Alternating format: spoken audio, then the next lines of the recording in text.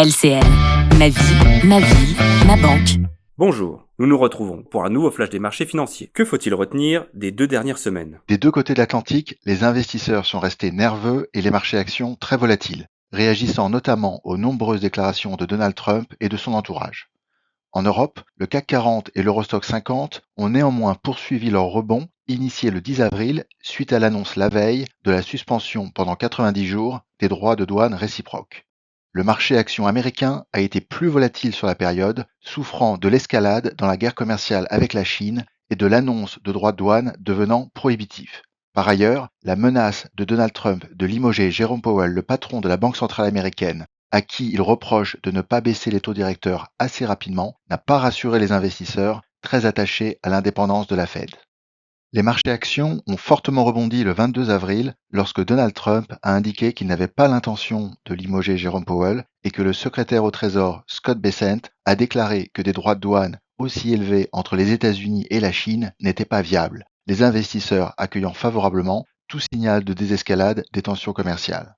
Depuis le début de l'année, les marchés actions européens affichent de nouveau une performance positive d'environ 2% pour le CAC 40 et 5% pour l'Eurostoxx 50. Le marché actions américain reste en retard avec un recul de 6% en dollars pour le S&P 500 et d'environ 10% pour le Nasdaq depuis le début de l'année.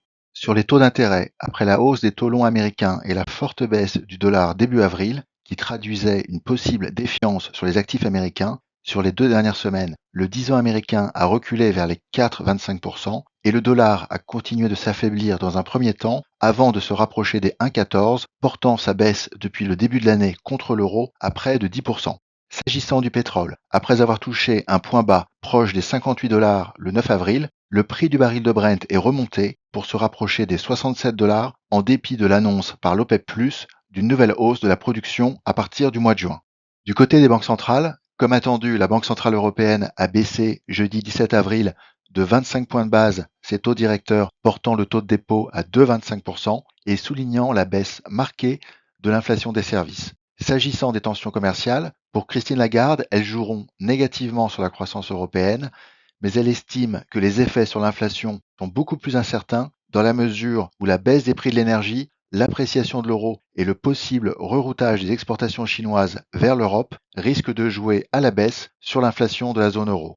Aux États-Unis, alors que la Fed avait déjà laissé ses taux inchangés lors de la dernière réunion de mars, Jérôme Powell s'est exprimé sur les tensions commerciales comme source potentielle de contradiction entre les deux objectifs de la Fed, à savoir la stabilité des prix et le plein emploi, justifiant selon lui une position plus attentiste de la Fed, ce qui a provoqué la colère de Donald Trump, qui a exhorté le patron de la Fed à baisser rapidement ses taux et à menacer de le remplacer. Au niveau macro, sans surprise, de nombreux économistes révisent en baisse leurs projections de croissance économique pour 2025. Selon le FMI, qui a publié la semaine dernière ses nouvelles prévisions, l'instauration des droits de douane et l'incertitude qui l'accompagnent devraient conduire à un net ralentissement de l'économie mondiale qui devrait fléchir mais échapper à la récession. Le FMI anticipe désormais une croissance mondiale en 2025 de 2,8% contre 3,3 attendu précédemment, s'expliquant en premier lieu par la révision en baisse de la croissance économique américaine, désormais attendue à 1,8 contre 2,7% dans la prévision de janvier. La croissance en zone euro est révisée de 1 à 0,8%. Les derniers PMI publiés la semaine dernière, réalisés auprès des entreprises depuis l'annonce des droits de douane réciproques, ont été mitigés et suggèrent que l'activité ralentit dans les pays développés, mais de façon graduelle plutôt qu'abrupte. En Chine, les chiffres du PIB du premier trimestre ont été meilleurs qu'attendus grâce à une forte hausse des exportations avant l'entrée en vigueur des droits de douane, mais la reprise de la demande interne demeure très fragile. Dans cet environnement, que nous disent les entreprises cotées ? Des deux côtés de l'Atlantique, les premières publications pour le premier trimestre sont contrastées, mais plutôt rassurantes. Cependant, les perspectives données pour le reste de l'année sont naturellement prudentes dans le contexte de fortes incertitudes, avec en particulier des signes évidents de faiblesse du consommateur américain. En Europe, au sein des poids lourds de la cote, nous pouvons citer les publications décevantes de LVMH dans le luxe, ASML dans les équipements semi-conducteurs, mais une publication rassurante de L'Oréal et très solide et meilleure qu'attendue de l'éditeur de logiciels allemand SAP dans la technologie.